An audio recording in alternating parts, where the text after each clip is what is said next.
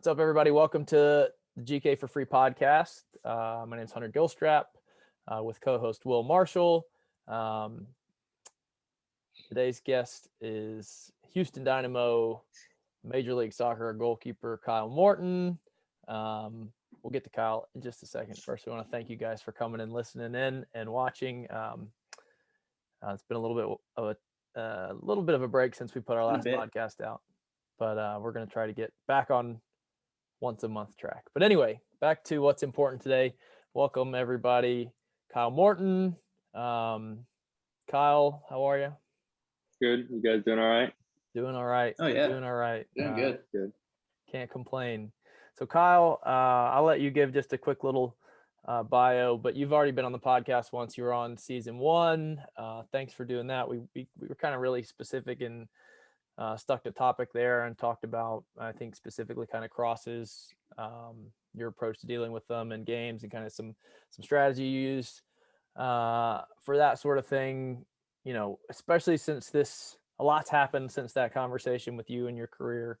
So I want today to feel a little bit more relaxed, a little bit more like family, especially since, you know, you were here in town in Pittsburgh with us for a couple of years, and you got to know Will and got to know me. And so, you know, I just kind of want to catch up, and I want to hear about sort of your journey since I mean, you don't have to go through your full time in St. Louis after leaving Pittsburgh, but specifically sort of what's gone on the last 6 months or so and led to you landing in Houston. But why don't you give us a little bit of a Kyle Morton in 5 minutes, just for those of you that are those out there that don't already know who you are. Like who would that be?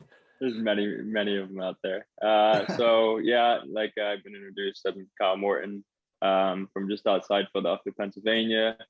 Went to school at James Madison University and played there for 4.5 years. Didn't get drafted, kind of was just looking for a team in the USL. Was in Denmark when I got the call to come back to Rochester and go on trial. So did that. Trial worked out. Was in Rochester, made 1 appearance. Then went down to Pittsburgh the year after when Bob Lilly, the head coach from Rochester, went to Pittsburgh, and that's where I met Hunter. Had to trial again. And then 3 games in, or I forget how many games. I think I played 3 games. On the 3rd game from ACL that year. I was out 4.5, 5 months. Didn't play another game that year. Next year came back. Was kind of the starter until I was fighting for the spot. As much as anybody's ever a starter going into a season on the Bob Lilly team. Bob Lilly, yeah. So who knows? But kind of won the job like halfway through. Had a good season. Definitely could have had a couple more goals maybe saved or different circumstances corrected. Then after that, decided to go to St. Louis and kind of knew that, well, after Pittsburgh, I was kind of looking at going to MLS and thought I had a good year and thought I could make the jump up, and nothing really popped up. And was looking for a team where I wasn't going to get a contract where I was going to be held in USL.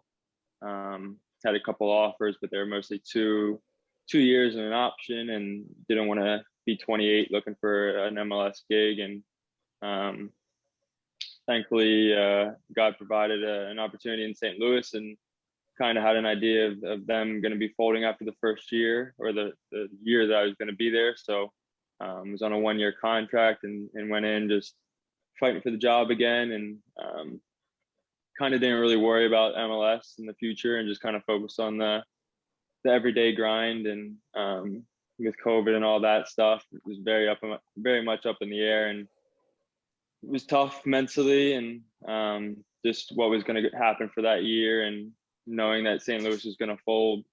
What were we going to do after that year of not playing and not having potentially a team the following year? But like all things, it all worked out, and just had a good 16 games or however many I played, and made the playoffs again, and felt like I was starting to really make some progress in my game. And so after that, really my goals coming into this year was to find an MLS team, and there's a couple of USL teams on the radar, but nothing really jumped out at me that I was really interested in, and kind of my goal was to move up, and thought I was a good age to do it, even if I had to come in as a backup and whatnot. But so teams were looking at me, had a couple sniffs here and there. Agent was reaching out to everybody and anybody, and it was a weird year too with the delay in the season. Everything was kind of pushed back another month or so. So being at home and just waiting by the phone was tough, and a whole month, probably month and a half of just sitting there hoping and waiting for the dominoes to fall. And I kind of just started reaching out on Instagram and Twitter to all the goalkeeper coaches in MLS, and reached out to a couple and didn't get a good response. And maybe they were full, maybe they weren't interested. And Paul Rogers here in Houston was just like, yeah, we have a couple of things that we got to figure out, and you're on our list, and just wait by the phone. And one thing led to the other, and here I am in Houston.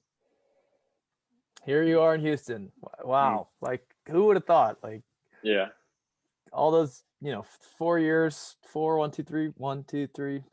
in the USL, and then Instagram. You message goalkeeper MLS coaches on Instagram, and that's how you get your foot in the door. I would guess that most people wouldn't expect that, and I would even guess that most of your peers and I was surprised to hear that. But I know that everything's changing, and ways people communicate are changing, and I probably do, honestly, most of my communicating through those sort of channels now as well. But that's wild to hear. Super, super cool. Super excited for you to be in MLS. I feel like I was saying after your time in Pittsburgh that it's just a matter of time, because your skill set and your tools, in my opinion, at least. So that's awesome. I think, I want to talk a little bit about, sort of first impressions when you got to Houston, biggest difference in terms of, the level, commitment, day to day, what's going on, St. Louis, Pittsburgh compared to Houston. And that'll, we can kind of let that lead into kind of, what you're doing now in preseason and all that stuff. Yeah, I would say, especially we're playing USL teams down preseason, and you see the USL guys, and you can tell there's probably 10 or 15% more commitment at the MLS level with just body physique, fitness. You could tell everybody when they came in, they were ready, and they know how important every single day is. And I know at the USL level, and I've been there, I know I could maybe take a couple shortcuts and get away with it. And I feel like at this level, it's not that. I came down in January, and that's 2 months before preseason really started, probably a month and a half, and we were already training 2-3 times a week, just like kind of off the record stuff. But I had 15 guys there, and as soon as I got here, we already had a gym plan kind of set up, an accelerated one. And you look a little stronger, doesn't he? Look a little bit stronger, Will? Yeah, you're looking decent. I got a little bit more in the shoulders, a little bit more. Yeah, looking broad. But yeah, it's crazy. In Pittsburgh and Rochester, we didn't have a lifting coach, and I probably touched the weights maybe once a month. You know what I mean? Just trying to restart my gym, and it's tough when there's nobody there and telling you what to do. And I think this is the first time where it's designed for the goalkeepers, a program. And Will, I know you're working on that, and there's a big need for that. And this is the first time, even in college, we really didn't have like a designated goalkeeper program, and things that we need to work on. So yeah, I mean, I think the first month and a half, 2 months, my body was struggling with the weights and the amount of workload, and we were in the gym 2-3 times a week. And I think it catches up to you without you really realizing until it's too late. And my knee starts bothering, my hip starts bothering, my back, and you're like, what's going on here? And it's just a workload that you're not used to. And especially that I'm 27 now, and not having that for the last 3 years kind of makes an impact. And but I feel like I'm just getting over that hill now of we can start to really feel like some improvements, and you don't feel tired all the time. you finally have that pop back in your legs. But yeah, it's interesting just the amount of work and the detail and everybody's commitment every day. You have guys getting in there in an hour and a half before getting the prehab in and making sure their body's right, and just the level of professionalism. And that's, I haven't even spoken about the talent yet. And I think that comes with it. And you have so many good players. And I feel like everybody's 100% locked in. And I feel like when a ball comes back to the goalkeeper, sometimes in the USL or different leagues, you can kind of find passes because you have a couple guys that switch off and you get the ball back now and everybody's pressing in the right direction. You have to find the hole. I think that took me a little bit to get used to, and I'm still getting used to it now. And but yeah, it's just, I've enjoyed it because I think it's another challenge and another level that you have to get to. And not saying that I mastered the USL level by any means, but I think challenging yourself and getting yourself uncomfortable. I think when you look back on your career, will really, you'll look back at it and be like, you know what, I think that really helped me. And I'm in a stage now where I think it's helping me a lot. That's cool. That sort of goes into what I want to ask one more question, then I'll let Will ask one of his. What about just the mental approach, right? The mental side of things. I mean, aside from your rookie year, Mm-hmm. The last 3 years last year you were you were a starter, but even in St. Louis, you had to go in. I know you had to go in there and win the job. Do you know what I mean? Yeah. I mean, am I wrong in that you and No, yeah, you're right. David Berner were going in there to compete for who was going to be number one? And then the year before that in Pittsburgh, you were sort of coming in as the starter, coming off of the recovery of knee injury, but at the same time, as we know, now Will's learning, now that Will's on the pro team staff in Pittsburgh, like if you're the number one for Bob Lilly team, right? It does not matter. Nothing doesn't matter. You know what I mean? You still got to prove it every single day. And then the year before that, right, you're sort of the other side of it, the penciled in number two, but still you're going to get opportunity to play. And that was your injury year. So all of those opportunities, sure, you were competing to be the number one, right? What is it like this year? What's the situation in Houston? How's that different for you? How are you dealing with it? Like where's that at in your radar and your approach to training every single day, and your edge and what you're looking for, and your process. Yeah.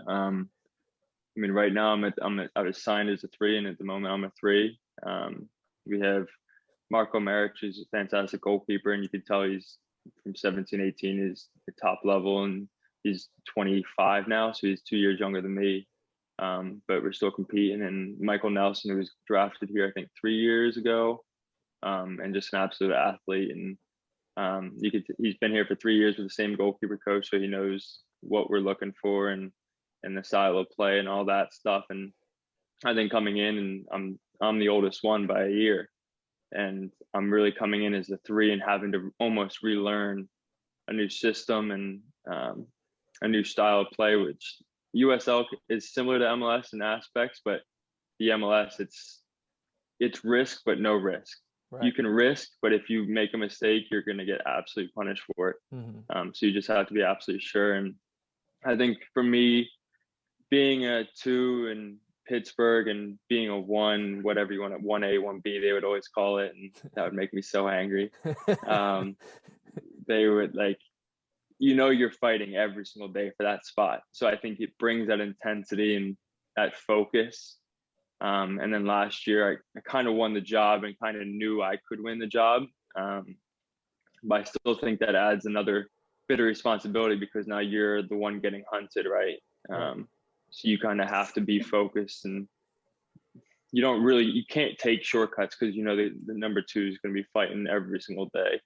And now kind of going back to my rookie year in Rochester, now I'm the one doing the hunting. And I think it's been tough, especially the first 2 months. I think it's tough because you're playing, I'm used to being a starter now.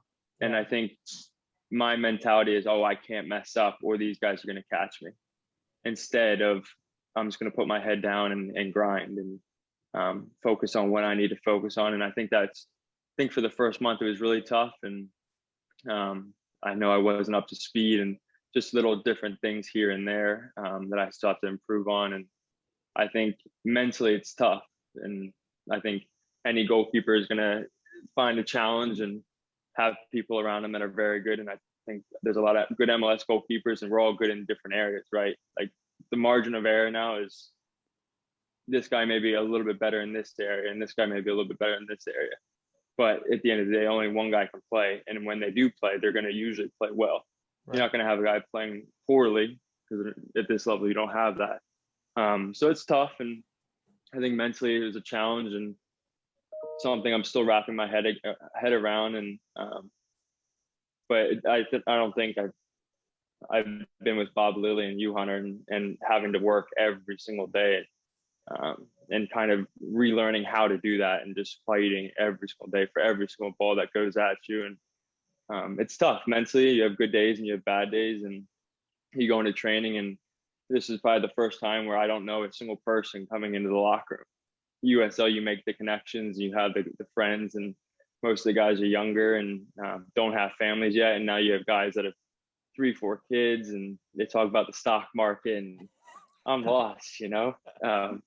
But it's interesting, and things where you just have to, you find that relationships are so important in the locker room, and just people to talk to, and you're in a brand new city, you know. Yeah. But I think that's one of the biggest things I've learned, is needing that type of relationship with the other guys. You come in from having a good USL season thinking, oh, I can just live on my own, don't really need to form any relationships. And then you get here and you're like, I need to let some steam off, you know? Yeah. But yeah, it's been good. And I think if you include yourself, Hunter, had 4 different coaches in the last 4 years. And I feel like this is the first year where it's kind of, it's so detailed that I have to kind of relearn or rethink the position to how he wants the position to be taught. And that's no problem.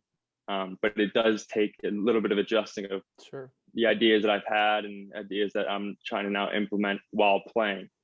And just that having to think and play is extremely tough for the goalkeeper, because it's so instinctual. Mm-hmm. It's a really being a rookie again, and really just learning and believing in yourself.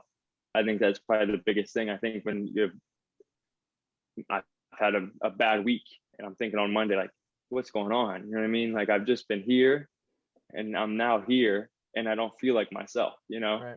Right. So just battling with that and all that stuff. But yeah, it's funny. I spoke with Hunter a couple weeks ago, and I was like, the other goalkeeper says, oh, he's just having fun. You know what I mean? This is my Super Bowl. This is what I've been working for 4 years. It's tough because I get so hyped and so excited to train. And then you have the academy kids that have done this for 2 years with the MLS boys, and they're just enjoying it as well. So I think that's a learning experience too. But I think with everything, it's with the challenge, you either succeed or you fail. And I think you're kind of you kind of dictate which way it goes. And yeah, it's been good. Yeah, it's been good. It's crazy to hear. And I'm going to let Will ask his question because it plays off of what you just said a little bit, but it's just crazy to hear. Like, I always thought one of your biggest strengths was, I'm going to put this in a way that like frames it appropriately. Your ability to like not get too in your own head. You know what I mean? Your ability to just kind of be present in a training session or in a game, especially, right? And just not overthink, not sweat the small stuff, just sort of. And that's a big challenge, I think, for most goalkeepers by the time you get to the pro level. Like, but this was like, I know when we spoke before, like hearing you for the first time sort of talk about being like so, you know, not that way, not Kyle Morton, like not just easy and just in the moment and just present. And it's just funny to hear you sort of say those things for the first time. But, you know, getting stretched and getting pushed out of your comfort zone, you're going to experience new things and new feelings and new anxieties, and that's part of it. Willie, I think it's interesting too, because you mind if I say there's one other time Go I ahead. can It's fine. remember Go going ahead. through a process really quick. You remember that the first year in Pittsburgh before I got hurt and pushing the hands out, and it was so new to me, and I could not even catch a ball because I'm thinking hands out, and that's the only other time that I can remember in my career where I'm like thinking while playing, you know.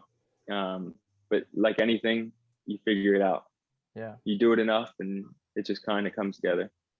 Does Paul Rogers have you guys doing that there? Is he big on that stuff? I know he used to be, but I don't know if he's evolved. I know he's big arm swing to drive the arms now. Yeah, I think yeah, the arms are definitely forward, and I think that's just goalkeeping in general now. I think you rarely see anybody teaching on big arm swings, and you can only use your hands if they're in front of you. So I think, yeah, very similar.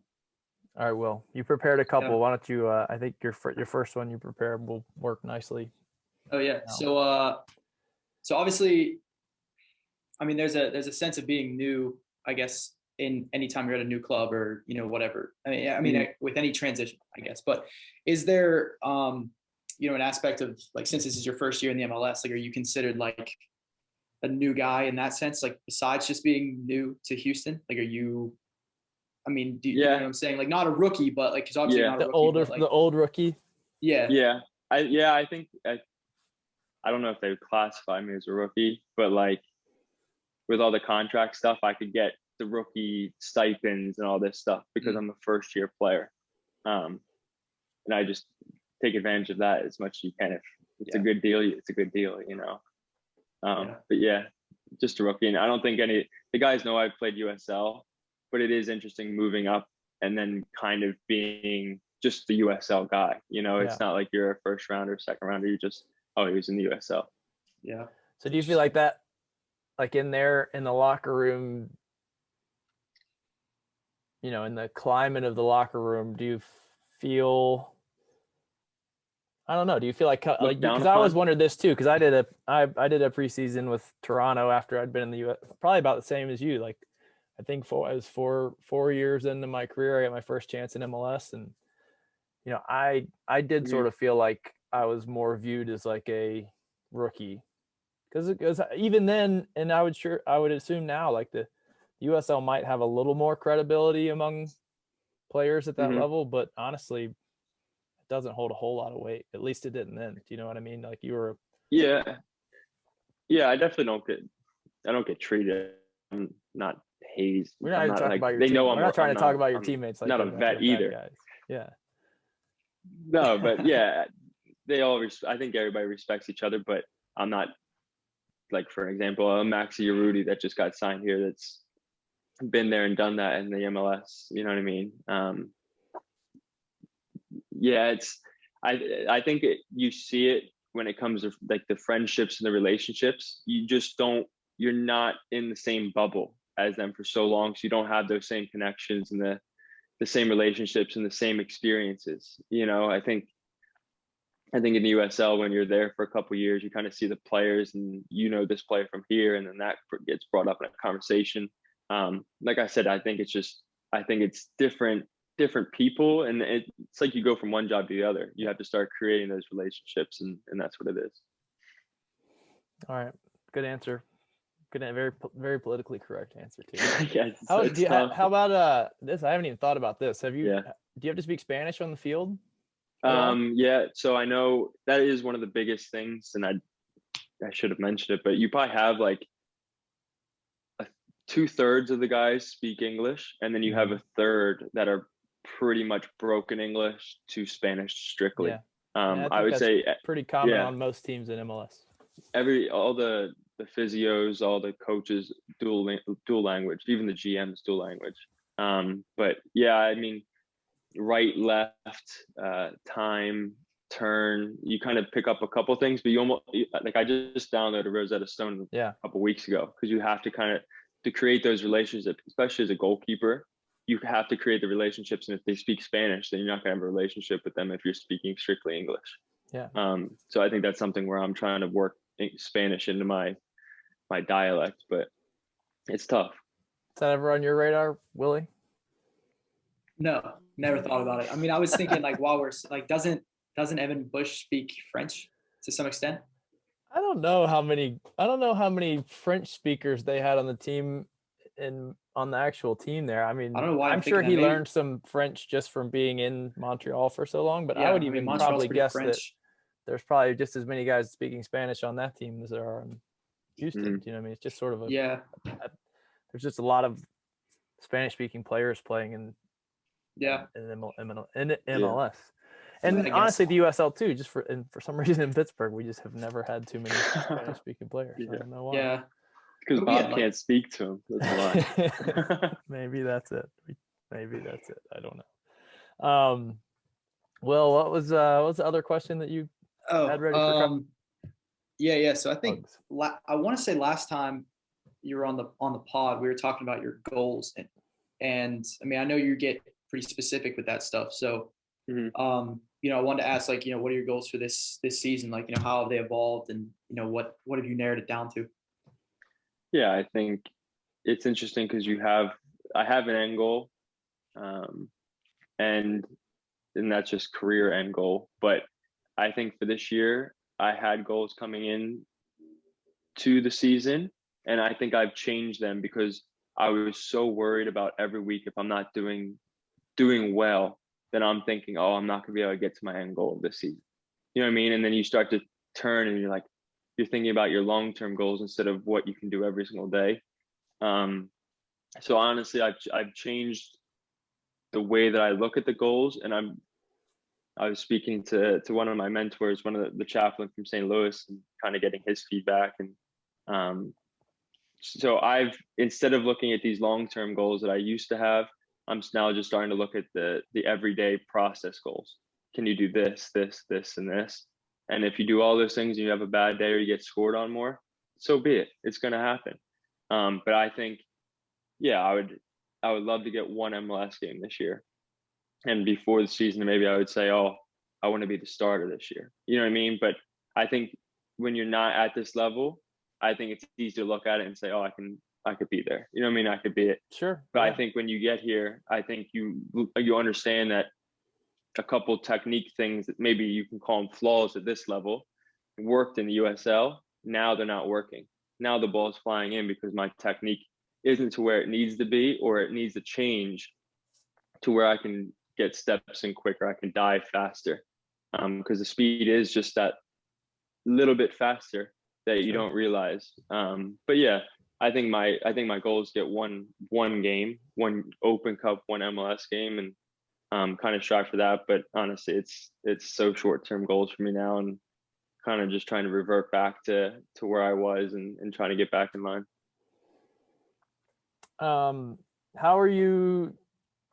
What's your sort of general vibe each day now? Like, I know when we talked before, it was you're kind of frustrated and trying to find a rhythm and a groove and trying to get through that stuff. Where are you at today with that? Because I think it was 2 weeks ago or so that we spoke.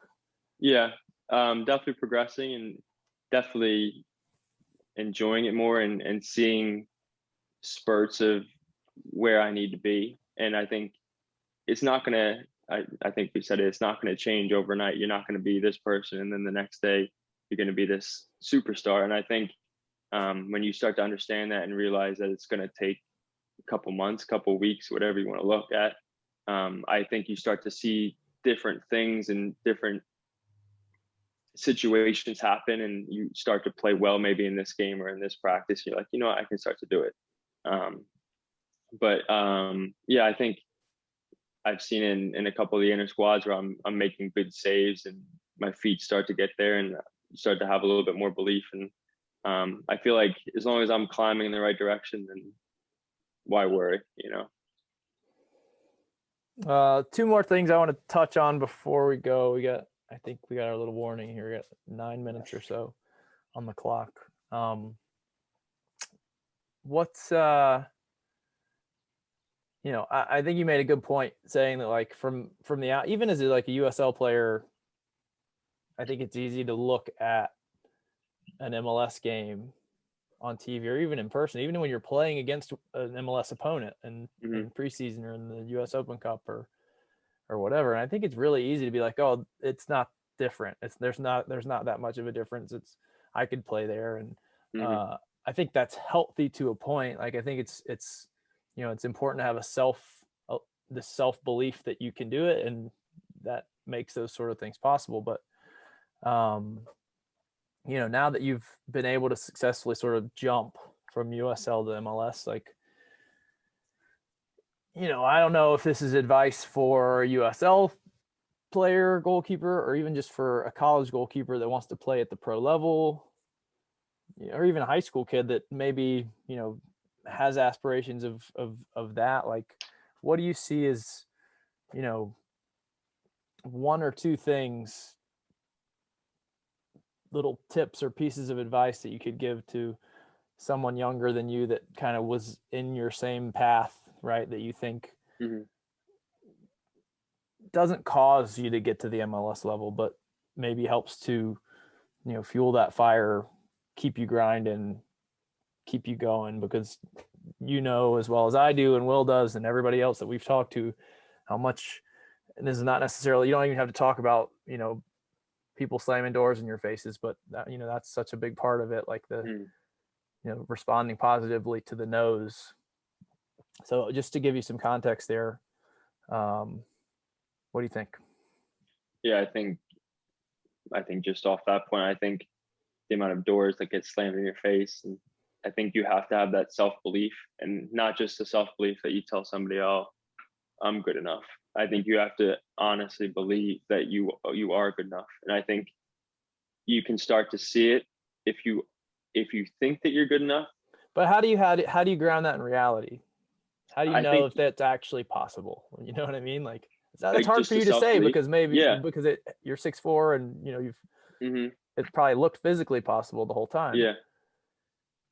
I mean, that's tough, Hunt, and I think that's deep. It is deep. I think self-belief is, like I said before, trusting the process and doing the work. And when you do the work and you start to see the results, that's when you actually have the self-belief. Without getting any deeper, because I could go a mile on that one. Well, you don't have time. Yeah, I know. Interrupt you. I'm gonna stop you right there. And the second one for me. Hurry up, go. Do you want me to go second one? Yeah, do it. Second one. I can't think it off the top of my head now. You forgot it. On it. Yeah, I can't remember. Well, it'll come back to you. In the meantime, I want to ask you what you're doing. What do you do outside of soccer in Houston? Because hopefully you're not just living a one-dimensional life and going home from training every day and obsessing about soccer. Yeah, and that's tough not to do. I've been driving range a couple times, and I think preseason is tough because it is such long hours, and sometimes we're in there from 8 to 6. Kind of just search out some restaurants, play a little golf, go to the driving range, kind of do anything to take your mind off soccer. Really. Philly golf. Is that what people in Philly say? GALF. Footer and golf. Golf. Will, we got like just under 5 minutes left with Kyle. What do you have anything else for him? It doesn't even have to be relevant to this conversation. We got Kyle here. I want to make sure we get everything we can out of him. No, I got nothing. Go ahead. I knew it. I was just this whole time I can't stop thinking about when we used to coach up at Upper St. Clair. Remember that kid who used to call Chipotle? Yeah, I do remember him. Dude, I was laughing about that this entire time, and I don't know why. It's like every time it happened the last time too. I was sitting there looking at you, and all I could think about was those sessions, like Tuesday night, there for like 3 hours with those kids. Anyway, what were you gonna say? Yeah, it was the grind, honestly. It was something. That was like babysitting, honestly. Some of those sessions you just dread going there, and usually like on those sessions, hit or miss. Sometimes you come back and you're like, oh, I'm glad that I did that. There's not many times where I was like, I'm glad that I did that today. Yeah, there was a couple, but it was just, we were just hanging out, just trying to just make it fun. The worst part about that whole session, the worst part was after you were done the first hour, you realize that there was a second hour. You got to do it all over again. You know what? I have to do it again. I have to do the session it's the same exact thing again. It's the same kids, but just another group. Yes. Whew. Yeah. That's where you get better. And Kyle's always got that, like, you can always tell when he like wants to crack up. You know what I mean? Like, Yeah. he does not do a good job No, I can't feeling that hold it back. face. I can't hold it back. He had like Yeah, half of this podcast, but Yeah, I had my hand over my face in the beginning, so yeah. With 3 minutes, Kyle, do you have what was the thing you remembered? Your second thing? I was just gonna say, what's your why? Like, why you want to get to the next level? And I think that will motivate you a lot and help you get on your journey. That was exactly what Steve Clark talked about. Really? Yeah, when we had him on the last one, and he was, why are you doing it? Why not put everything that you can into doing it? You know what I mean? Like, what are you holding yourself back from if this is what you want to commit to doing? I think that's such a powerful message. Gives you the drive. Yeah, man. Well, Kyle, thanks, man. It's been fun to have you back. Yeah, man. I'll probably keep asking you. It's probably just be like, I'll become a co-host eventually. Yeah, co-host, but we'd have to get West Coast up there. I'm probably not allowed to say that, but yeah. Steve, because Steve was with them for a little bit, and then he wasn't allowed to post this because of that. So crazy. Whatever. You don't have to repost if we put up there. It's okay. Don't matter. I tried to get you to wear Aviata gloves. It's all good. J for K back then. J for K. I know, man. I know. All right, we're gonna get cut off. It's been a pleasure. Everybody, we thank you for listening to or watching GK for free today. We hope to see you soon. We hope you learned something. Go watch Kyle Morton and the Houston Dynamo this year. Kyle, we're so proud of you, man. Good luck this season. Thanks, guys. Appreciate you having me on again. We'll Good to see you guys. See ya.